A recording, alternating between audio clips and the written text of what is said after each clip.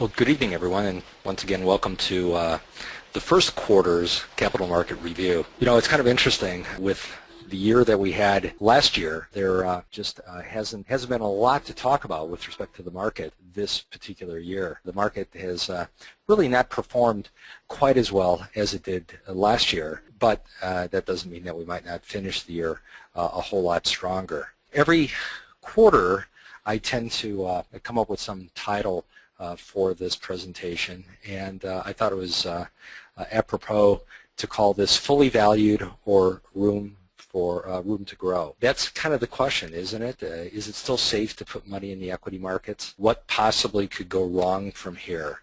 Hopefully we'll address a couple of those issues in tonight's presentation. And as always, the reason we do these things is I'm a firm believer that economics matter. And being able to dissect the economy and look at a number of different attributes, including economic growth, job creation or lack thereof, corporate profits, and not only the number but the rate of change. Profits are growing incrementally. Is the growth rate greater or less than it was before? We'll also talk a little bit about inflation and certainly where we are in terms of interest rates. And as always, the purpose is to help answer a couple of key questions, not only where we are presently, but more importantly, where we're heading. I firmly believe that the Federal Reserve is omnipotent. If they want to slow the economy down, they will with fiscal policy. I also think if they want to stimulate the economy, they will also with fiscal policy. So by taking the pulse of where we are, we might be able to make some adjustments or changes along the way that either allow us to take advantage of said change or protect ourselves a bit better from change as well. And what we try to do is stay balanced and stay diversified and more importantly stay invested. We don't want to be in a position where greed and fear take over and we're either running toward the market or liquidating and removing assets or selling out. We'll spend quite a bit of time talking about the U.S. economy and all that relates to it, including the stock market. We'll spend a little bit of time talking also about Euroland, both the markets and the economy. I find that space a little bit easier to talk about. And no discussion about the global markets would be complete without also spending a little bit of time talking about the emerging markets, and we'll do that as well. As far as risks, there's nothing imminent, but there are a couple of things that I want to share with you, both in terms of Japan as well as China, and then we'll also talk about how diversification can overcome some of the market's shortfalls. So before we actually get into the agenda and those themes, I thought we'd spend a few minutes just kind of taking pulse of where we are. This chart here is really kind of interesting.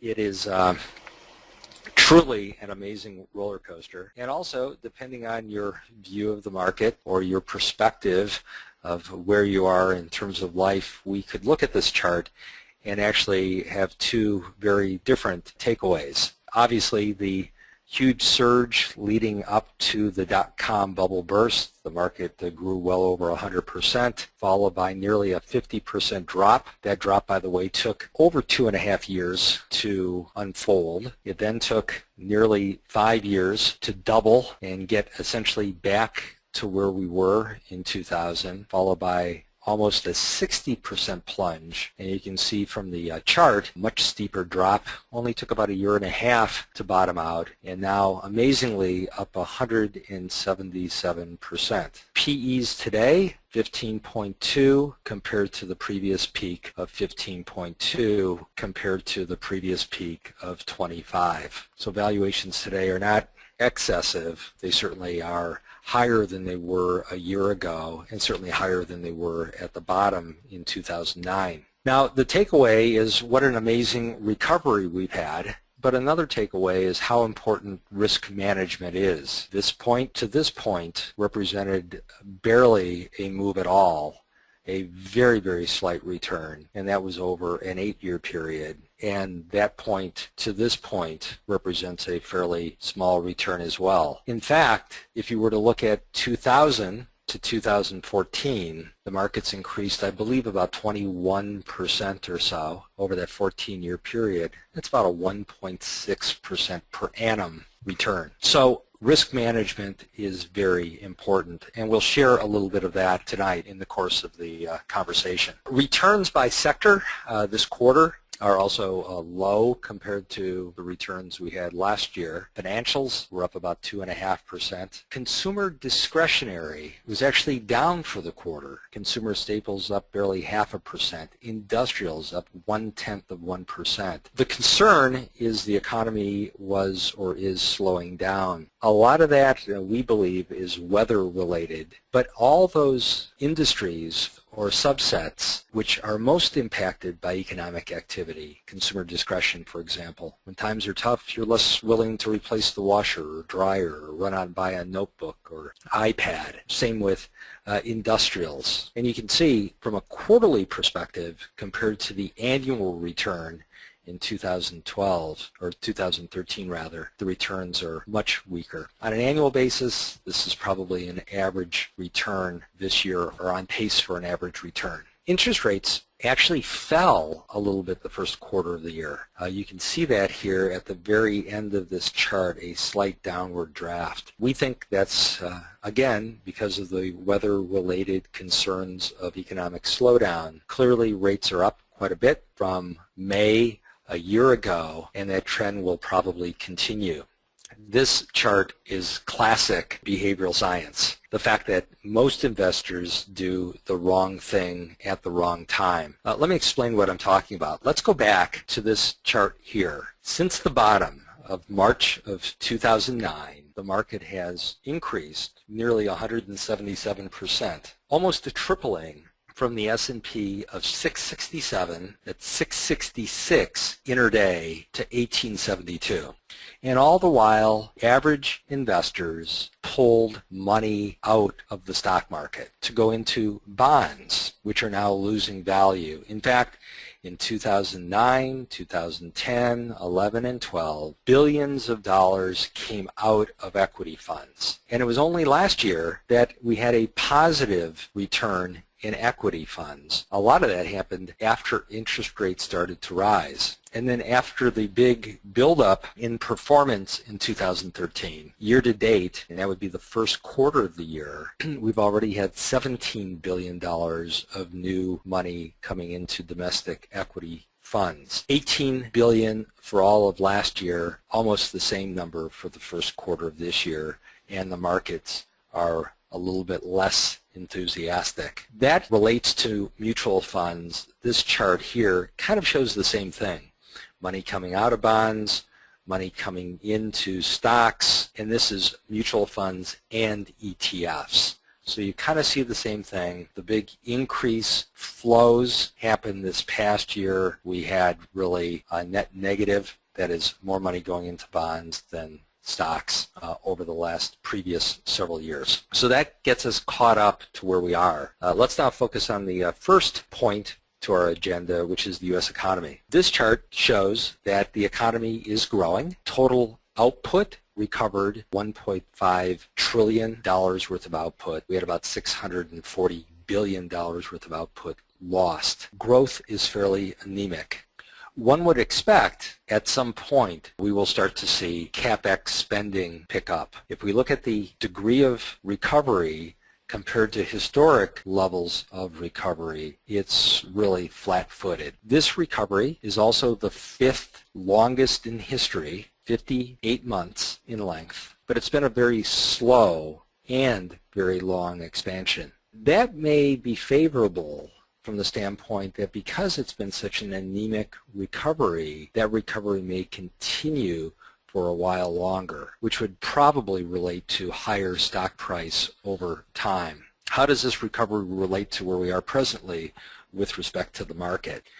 The stock market, depending on the category you're looking at, is either somewhat undervalued or somewhat overvalued. Value stocks, to a large degree, are currently, in terms of PE, priced above 20-year averages. That would indicate a bit pricey. Most blend, small, medium, and large, are somewhat either fully priced or slightly expensive compared to 20-year average. But on the growth side of the equation, current PE for large cap growth about 18.3 compared to 20.9, 21 compared to 20.1 compared to 21.8 in terms of mid cap, and small cap about fully valued, 21.3 compared to 21.4.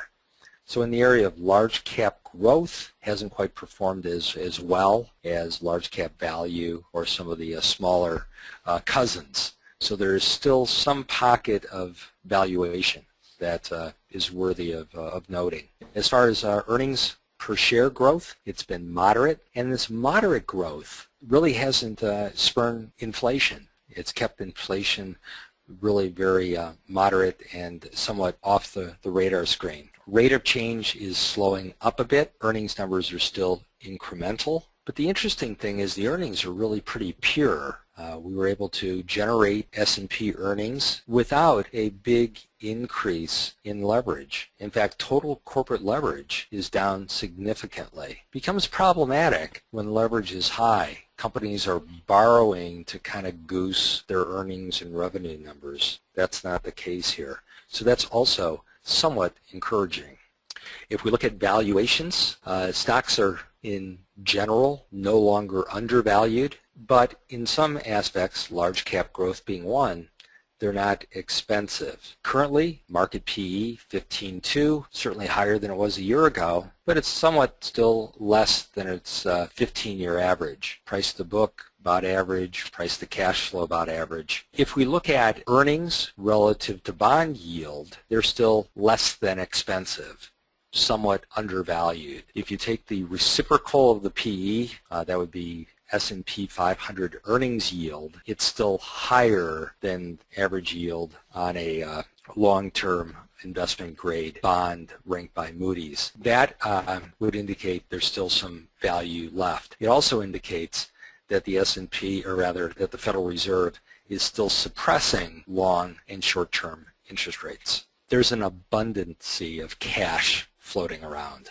When you look at cash, and let's look at this bottom chart here, M2, money supply, as a percentage of nominal GDP.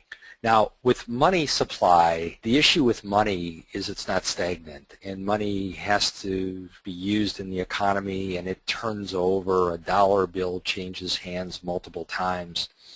In a healthy economy, the velocity, or the number of times money will change hands, can be as many as 8 times in a given calendar year. It's somewhere between 2 and 3. But if you look at money supply as a percent of nominal GDP, the average is about 52.7. It's about 64% of nominal GDP.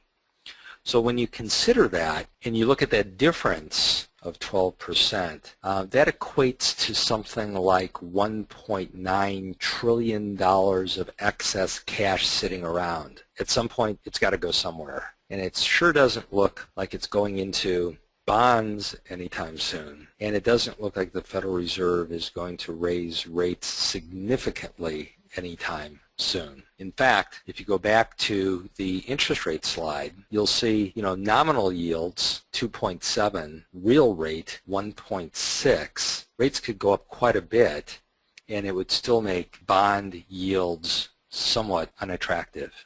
If we look at inflation, there really is very little inflation in the equation. Headline CPI is 1.1 compared to about a 4.2% average. Core, which is headline less energy and food, as if it doesn't exist, is 1.6. I suspect inflation is about as low as it's going to get, and we should see this uptick at some point. We've seen rate of change with food and commodities increase significantly, about 11%. That's not an 11% change in price, but the rate of change. So we're beginning to see some underlying inflationary currents. If it wasn't for bad weather first quarter, that may have actually delivered a bit higher inflation. Unemployment rates continue to drop. Now we can argue, are they really counting all able-bodied people seeking jobs, or are they kind of fudging the numbers a bit? But they have dropped. If we look at the total number of jobs lost 8.8 million, 8.7 million gained. Now we can also argue, are those full gainfully employed people or people that are underemployed? But the point is, now that we've gotten back this many, this is a real potential to see an increase in capital expenditure again. When you have a lot of plants and equipment and you fire or lay off a lot of people, you don't go out and buy more plants and equipment until you've hired back all those folks you need to man all the equipment you had in place. We're almost at that point. Most economists expected the economy to grow slowly first 2 quarters and then pick up second half of the year. Projections for stock market performance this year is also predicated on some improvement in performance second half of the year. So an improvement in CapEx will certainly play to that. This chart shows the Federal Reserve's balance sheet, and you can see it owns mortgage-backed securities, and it's been buying a ton of treasuries, and you'll see the buying since quantitative easing and other stuff they bought. And this chart looks almost the same. That's their liabilities, and the bulk of their liabilities are excess returns. Those are bank deposits, banks leaving the money with the Federal Reserve to earn something risk-free. At some point, banks will start lending and those reserves will come in a bit. I think the Federal Reserve will have a propensity here to overcook the economy, and that will be problematic with respect to inflation. If we look at the GDP projections, 2014, 15, 16, and long run, those are in line with many other economists. If you look at the unemployment rate expectations, fourth quarter, where we would be 2.6, 5.8, we're nearly at 6.2 right now. I think there's a tendency for those rates to come down a bit quicker if the economy heats up second half of the year. When you look at inflation, Q4 to Q4, you can see where that's slowly increasing. Now, my thought is either they are going to overshoot on inflation and undershoot on employment, or vice versa. Either way, it has a tendency to lead to higher inflation. And then, based on that, the Fed is projecting an increase in interest rates. That's Fed fund rates. Well, here's the problem. Fed fund rate is 25 basis points. At the end of next year, 1%.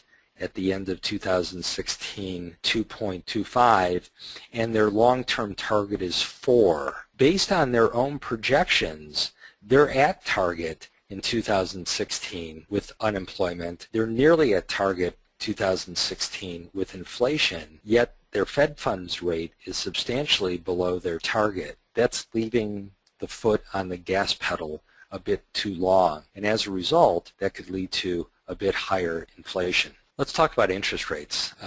We think they're going higher. We also think inflation rate will have a tendency to go higher as well, even though we've seen a slight dip here. It's important to remember where we are today versus where we were. Nominal yields have averaged about 6.35. They're nearly a third, not quite, but a third to a half of that today. Real yields are more than half of where they were, or less than half, I guess, of where they have been long-term, and inflation is also very, very low. Any move in that could really disrupt the apple cart, so to speak. And remember, for every 1% increase in interest rates, a 10-year bond treasury will drop about 8.4% of value. 30-year bonds about 16%, 5-year bonds about 5%. So it would be really hard for most bond funds to actually earn their yield because the backdrop is principal loss in the short term. Now, fortunately, not all bonds are created equal, and not all bonds offer the same sensitivity to interest rates.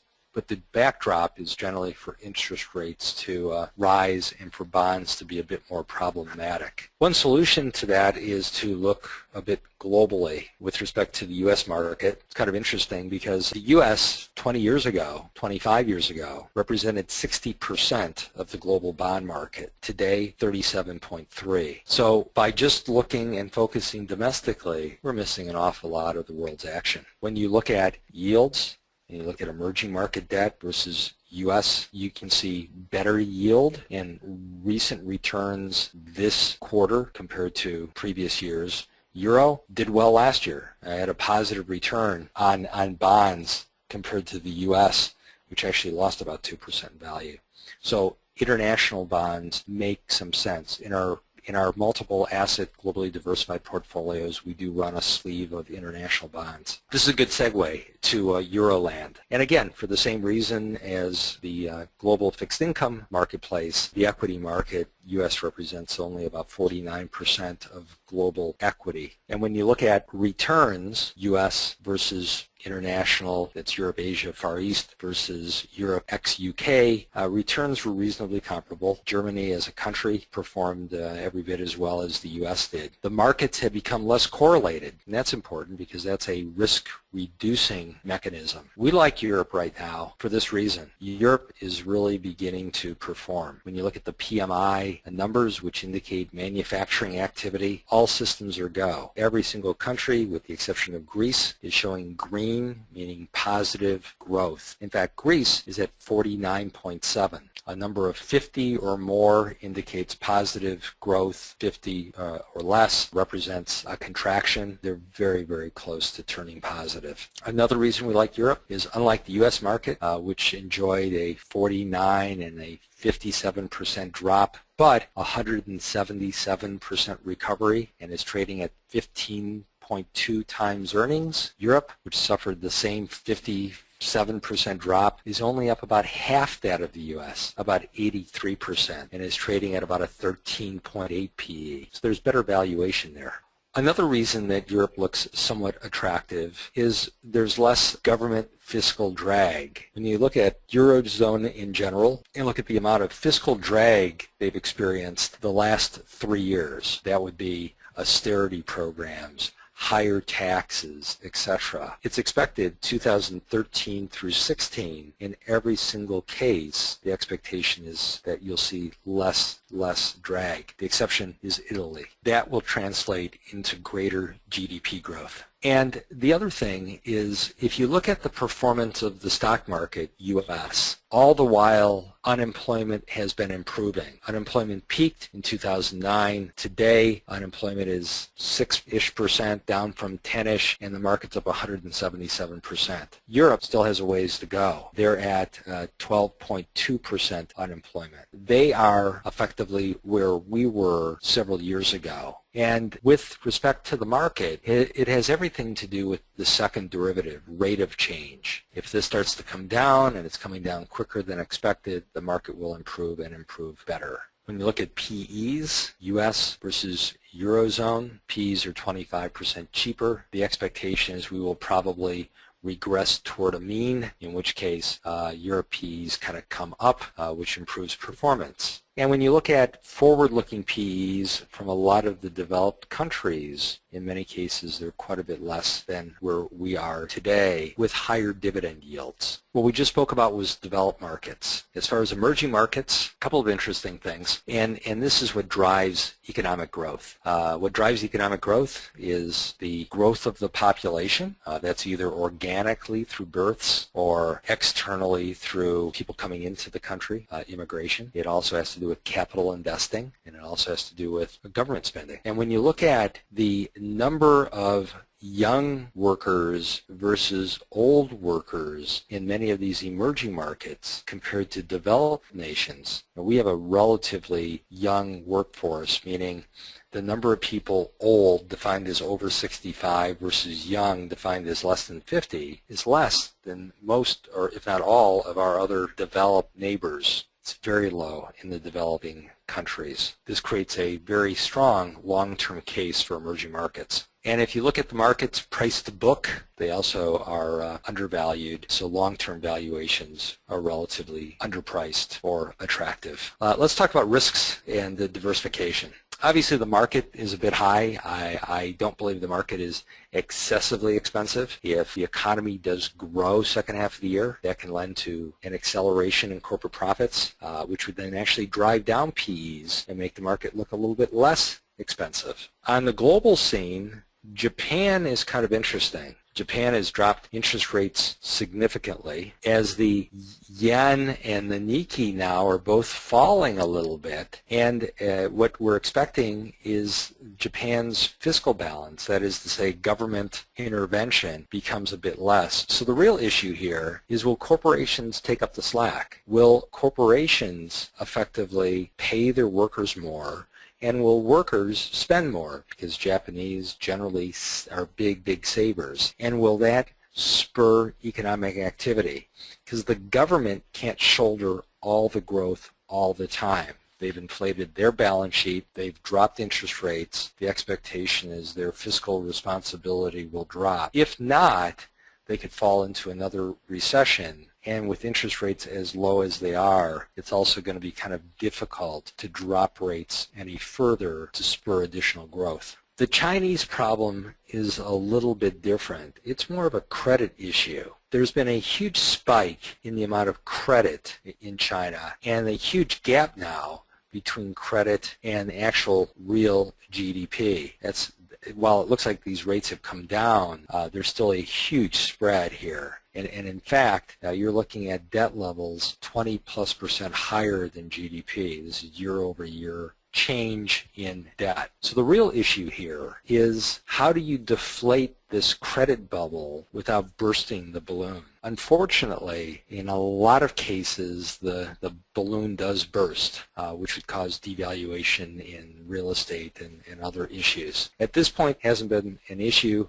They have been able to reduce, the government that is, reduce some of their spending, and the economy is still growing at a slower than targeted rate. But that's something, if we were to look at a global perspective and have to say, we've got to identify a problem or something that we're concerned with, this clearly would be one issue that we would want to take note of.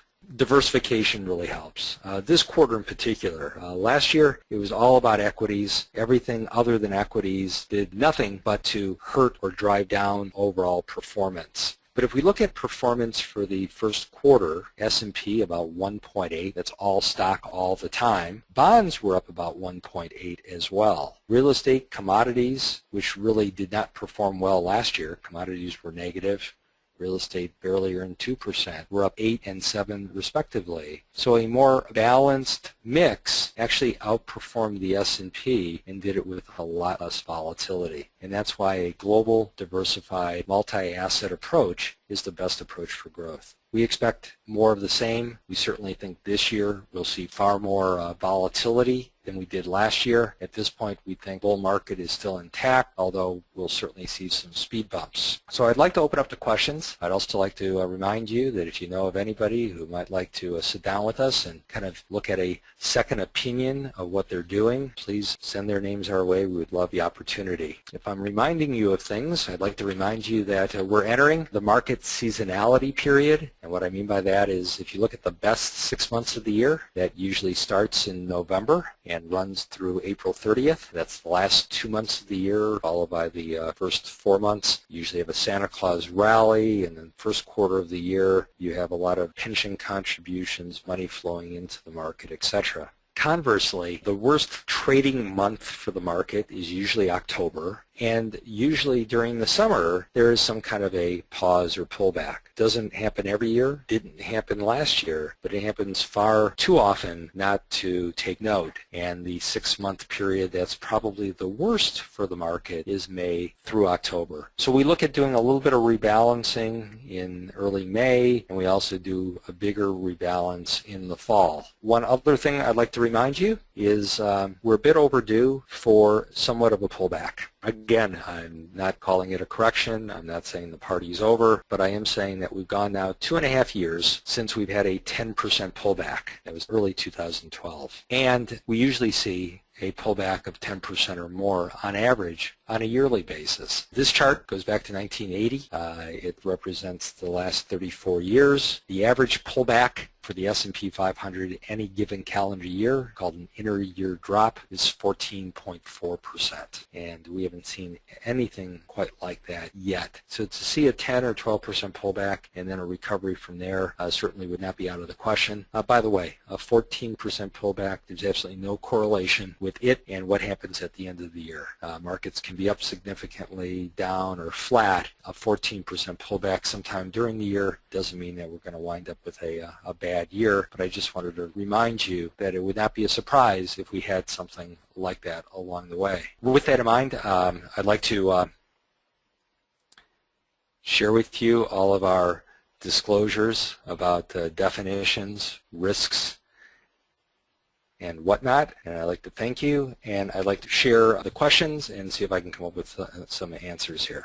Let's see. One question is, great question. One of the attendees had a question regarding the slides, and noticed that a number of the slides, in fact, most of the slides came from JP Morgan and not Raymond James. Can I shed some light on this? Raymond James does not contract with JP Morgan. Because I'm an independent advisor, I have access to all of Raymond James stuff. I have access to Morgan Stanley stuff, JP Morgan stuff, Goldman Sachs stuff. It just happens that I like to do the capital market reviews as close to the end of the calendar quarter as possible. So I need to have access to data as early to the end of the quarter as I can, because I need to then put the slides together, write a script, get the script approved by our compliance department before I can actually present it to you or anyone else. And as such, JP Morgan champions the idea of getting this stuff out quickly.